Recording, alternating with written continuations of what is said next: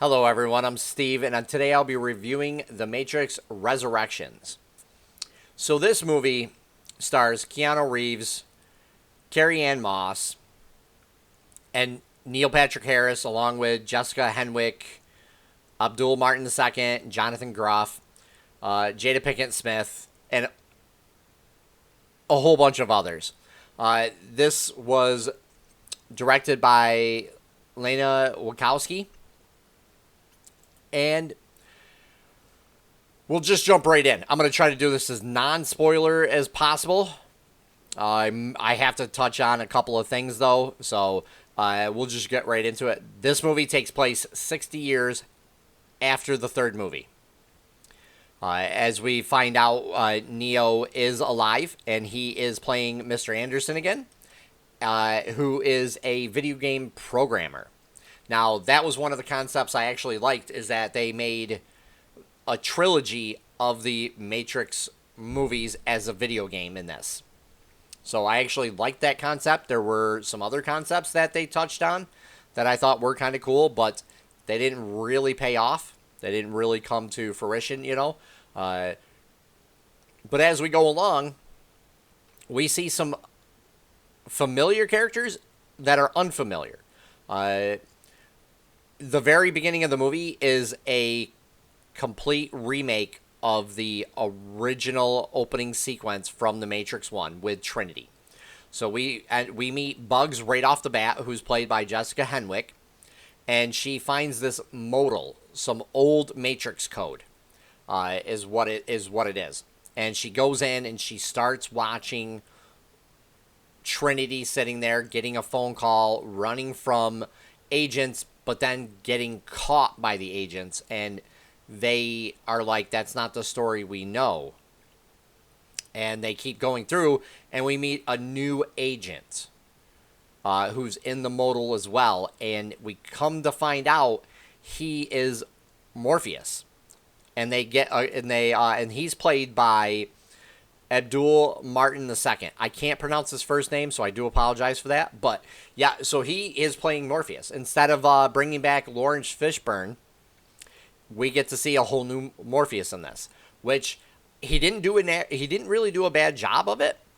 But at the same time, I would have liked to have had the original actor Fishburne come back to play him, and I believe actually he said he would have if they had asked him. And we also get a brand new Smith played by Jonathan Groff, who really doesn't do a great job as Smith, in my opinion. I didn't really care for him. He tried to act extremely like Hugo Weaving did in everything he did and said, and it didn't really work out because Hugo Weaving was way better at Smith. I mean, like, way better. But, again, there were shot for shots in this movie, and there were lines for lines in this movie as well, that I couldn't actually believe that we were watching, like, you know, we were rewatching this. I know they were trying to bring in a new audience, but they could have recapped it a little bit better. But from what I've read, Lena actually, when they had to stop due to COVID, she didn't want to actually finish the movie. So when she did, because the cast like asked her to, we really get to see some scenes in there too that they talk about that. Like, this movie gets really meta, like, real fast, and they start talking about the Matrix right in the movie, and then they talk about Warner Brothers, and it's like they're calling Warner Brothers out too. It was really like, I chuckled because I was like, dang.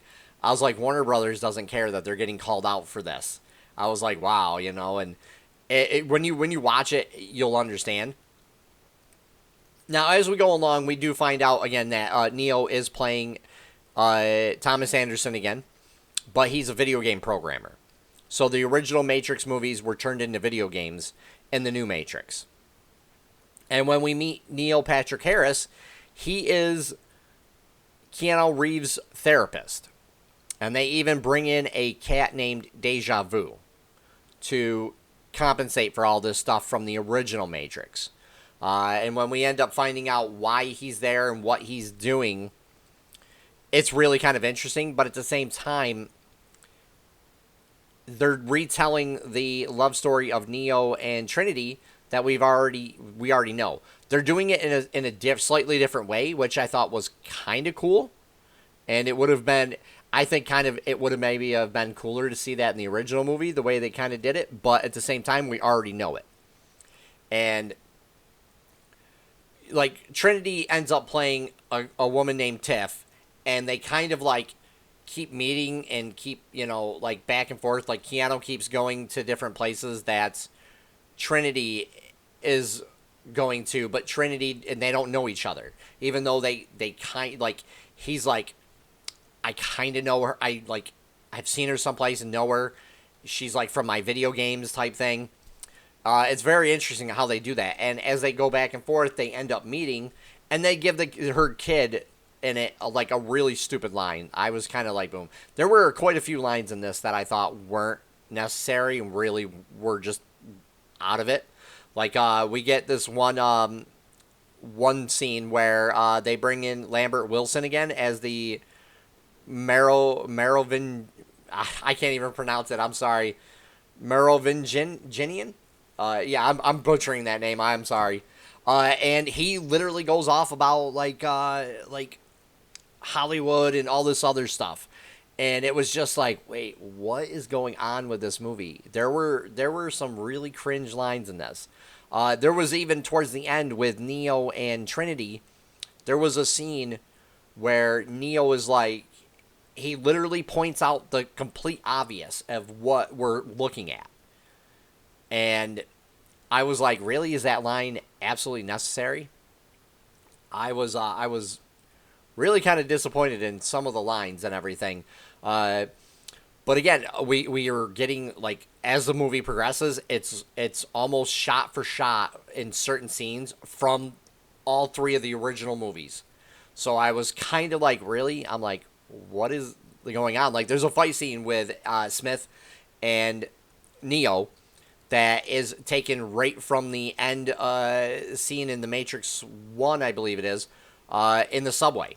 Like, they're punching pillars and stuff, and you can literally time it. They're like, yep, he's going to do this, he's going to do that, and boom, And I was just like, really?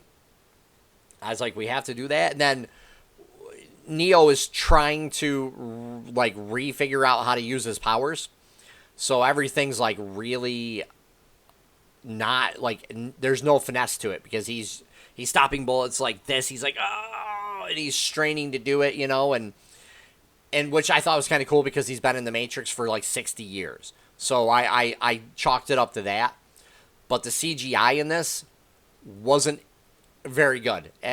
There were several scenes where there were explosions and other things that you could literally tell were just nothing but CGI, and it was not very good CGI at that. I was actually disappointed in that because The Matrix was revolutionary for a lot of CGI work. And in this movie, it wasn't revolutionary. They didn't step it up. This movie doesn't actually even progress the story. It's just retelling the first three movies into one movie. So again, that was disappointing. The acting overall was okay to maybe mediocre. Again, Jessica Henwick actually played a good character.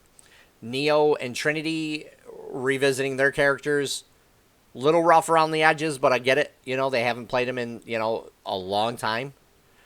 So I get that. But the way they made their characters in it, kind of disappointing in this. Again, the other characters that we see in the movie, I don't even remember what their names are, so I do apologize. But they weren't really... They were just like Bugs' crew, and they weren't really that memorable. So I was kind of disappointed in that. Because everybody from the originals in the crew were standout memorable. These people weren't, unfortunately. And it wasn't their fault. It was the way they were written. So yeah, again, the effects weren't very good. The acting was okay. It wasn't that great though. This movie literally retells us the entire story for Neo and Trinity's love story. It doesn't really progress anything, but they do set it up to maybe make more. So I would honestly give this at least a 6.5. There were parts I did enjoy, some of the concepts I did enjoy, but like had like complete scenes, especially with brainstorming, that they literally were just like fascists. They were like capitalism bad, and I was just like, all right, I'm done. I was like, let's move on and everything. And the pacing was a little wonky on this too, but it wasn't really overall that bad. So leave a comment down below. Let me know what you guys thought about this. If you've seen it, if you haven't seen it. If you guys like what I do, please hit the like button, subscribe. Take care for now, everyone.